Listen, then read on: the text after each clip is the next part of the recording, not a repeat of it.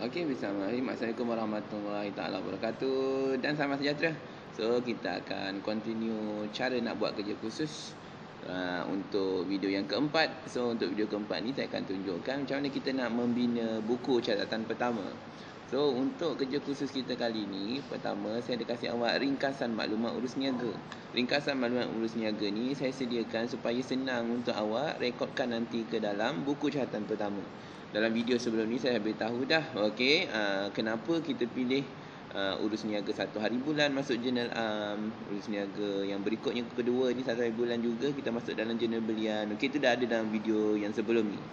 So, dalam video ni saya tunjuk macam mana nak masukkan urus niaga ke dalam jurnal-jurnal yang berkaitan. Okey, buku catatan pertama terbahagi kepada 3. Pertama, buku tunai. Yang kedua, buku tunai runcit. Yang ketiga adalah jurnal. Okay, dalam kerja khusus kali ni awak tak perlu buat buku tunai runcit. Okey, awak tak perlu buat buku tunai runcit sebab ada 1-2 sahaja urus niaga di bawah RM100. Contohnya pada urus niaga yang ketiga ni.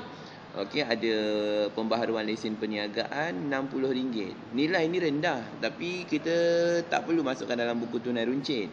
Kita masukkan sahaja ke dalam buku tunai. So, nanti awak kena buat buku tunai. Okay, buku tunai kan awak masukkan urus niaga tersebut RM60 tu. Okey, dalam buku tunai. Tak apalah. Sebab sikit sangat. Kalau kita nak buat buku tunai runcit pun membuang masa.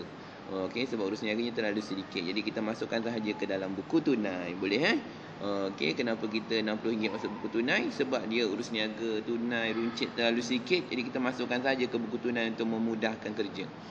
Okey, sekarang kita nak kena buat journal kan. Okey, jangan buat buku tunai dulu, kita buat journal dulu.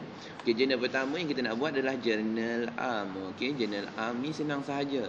Kalau awak tengok masa saya kasih awak kertas, okey, ringkasan urus niaga, ada satu journal am. Okey, yang awak kena tukar nilai inventory, nilai modal tu awak kena tukar dan angka imbangan dia kena awak tukar. Yang ni kita masukkan ke dalam jurnal am. Ibarat salin semula. Salin semula dan tulis ni. Okey, baki aset, liability dan modal perniagaan pada tarikh ini. Semua orang lebih kurang sama macam ni lah. Cuma bezanya adalah pada inventory dan juga modal. So, sama macam ringkasan maklumat urus niaga yang saya kasih. Okey, awak tinggal salin sahaja. Cuma buat dia dalam bentuk lebih elok. Okey, dalam buku tu buat elok-elok. Okey, ada dia punya keterangan baki aset, liability dan modal perniagaan pada tarikh ini. Ingat tulis journal am, tulis nombor dia JA1 ni, jangan tertinggal. Tarikh dia April 1. Okey, ingat kalau dia punya liability dan ikuti pemilik, kita gerakkan sikit ke kiri. Okey, kita gerak ke kiri sikit. Yang lain rapat ke dinding ke sebelah kanan. Nilai debit dan kredit. Tak perlu sampai 2 titik perpuluhan. Okey, kita buat dia 1 titik perpuluhan saja dah cukup. Okey, maksudnya kita genapkan sahaja, tak payah sampai titik-titik perpuluhan. Okey, kalau nak buat titik perpuluhan, semua kena ada titik perpuluhan. Okey, kalau tak, jangan buat titik perpuluhan. Sekejap saya format sikit. Gitu nampak tu. Tanpa 2 titik perpuluhan. Okey, kalau nak titik perpuluhan lagi baiklah. Okey, betul juga kan? Okey, oleh kerana ni kerja khusus, maafkan saya kita betulkan sikit. Dia mesti 2 titik perpuluhan. Okey, kita ni account. Macam gitu. Ni yang tepat, ada 2 titik perpuluhan. Okey, buat macam ni. Kita nak semua orang buat ada 2 titik perpuluhan. Boleh kan? Okey, rasanya tak ada masalah. Okey, journal am tak ada masalah. Journal yang kedua nama dia journal belian. Journal belian ni dibuat berdasarkan daripada maklumat urus niaga lah. Kita ada ringkasan urus niaga. Ya, saya ketepikan ni, bukan buat. Okey, journal belian ni daripada ringkasan urus niaga juga. Ringkasan urus niaga dalam video sebelum ni saya beritahu ada berapa urus niaga yang masuk dalam journal belian. Contohnya urus niaga 1 hari bulan ni. Okey, beli daripada pembekal B secara kredit. Lagi awak boleh jumpa urus niaga 5 hari bulan. Kita beli lagi RM50 daripada pembekal B. Lagi 8 hari bulan ada beli dengan pembekal C. Semua ni masuk dalam jurnal belian. Macam mana nak catat? Okey, kita catatlah. 1 hari bulan beli dengan pembekal B. Tu 1 hari bulan. 5 hari bulan kita ada beli lagi. 5 hari bulan ni cari 5 hari bulan beli dengan pembekal B lagi 50 tu. Beli dengan pembekal B RM50. 8 hari bulan beli dengan pembekal C. Cek betul tak? 8 hari bulan beli daripada pembekal C RM7,500. Tu ada nilai dia. Okey, ni semua orang sama ni, tarikh sama. Butiran ni pembekal, tukarlah nama pembekal. Okey. Kemudian awak dah masukkan semua urus niaga sampai 21 hari bulan. Awak ada beli dengan pembekal-pembekal tersebut. Okey, kemudian awak jumlahkan. Jumlahkan, kita letak dekat bawah. Okey, ni jumlah dia. Tengok 2 titik perpuluhan kan. Okey. Jadi kita letak nama dia jurnal belian, akaun belian. Tarikh yang bawah ni 31 April. Ingat ni buat garisan untuk menutup. Okey, jurnal belian ringkasan dia JB1. Macam tu, senang saja. Nombor dokumen tak ada lah. Nombor dokumen tak ada. Kenapa tak ada nombor dokumen? Sebab urus niaga ni kita pemudahkan lah. Okey, kalau daripada dokumen sumber ada nombor dokumen. Kalau daripada maklumat urus niaga tak ada nombor dokumen pun tak apa. Okey, ni kosongkan saja nombor dokumen. Tapi ruang sediakan ruang macam ni. Format dia mesti begini. Cuma nombor dokumen tu tiada. Okey, akaun belian tulis debit. Sama macam ni. Settle untuk jurnal belian. Jurnal jualan. Samalah macam jurnal belian tadi. Okey, untuk jurnal jualan JJ1, jurnal jualan kan.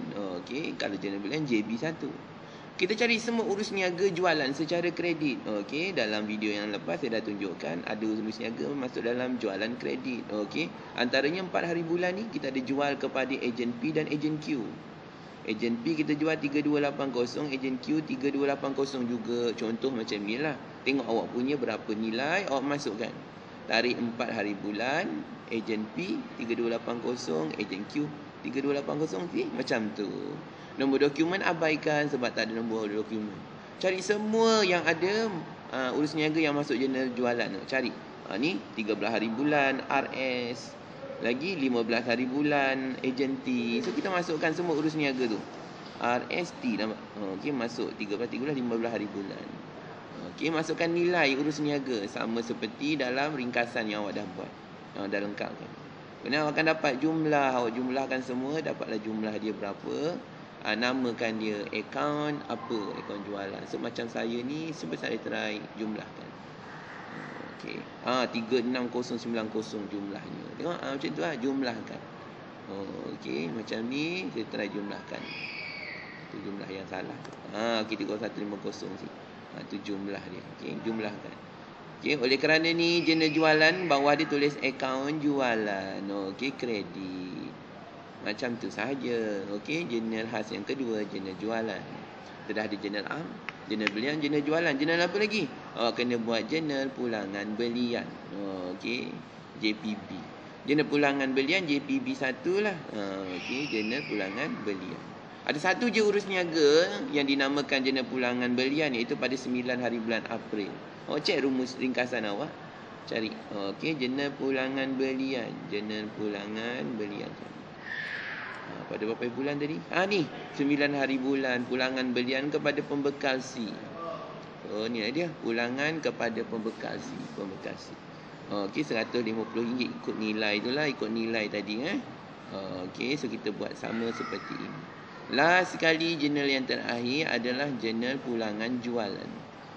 Okey, jurnal pulangan jualan ni JPJ ringkasan dia. Okey, untuk jurnal pulangan jualan pun ada satu urus niaga. Urus niaga bertarikh 14 hari bulan. Jurnal pulangan jualan RM200. Okey, 14 hari bulan. Awak tengok ada pulangan jualan kepada ejen S. Ejen S ni pulangkan barang okey yang dia beli. So kita kena buat jurnal pulangan jualan, masukkan sama juga nilai. Nombor dokumen abaikan. Nama dia akaun pulangan jualan. Okey, bukan belian, pulangan jualan. Sekejap saya ubah sikit. Jualan. Okey. Akaun pulangan jualan. Kalau jualan kredit, yang ini debit. Okey. Macam tu. Settle. Okey, dah siap semuanya. Okey, semua jurnal telah disiapkan. Ingat ada 5 jurnal Jurnal am, jurnal jualan, jurnal belian, jurnal pulangan jualan, jurnal pulangan belian. Dah siap nak kena buat apa? Okey, seterusnya nanti awak dah siap semua jurnal, awak akan kena buat buku tunai. Buku tunai saya jelaskan di video akan datang. Terima kasih.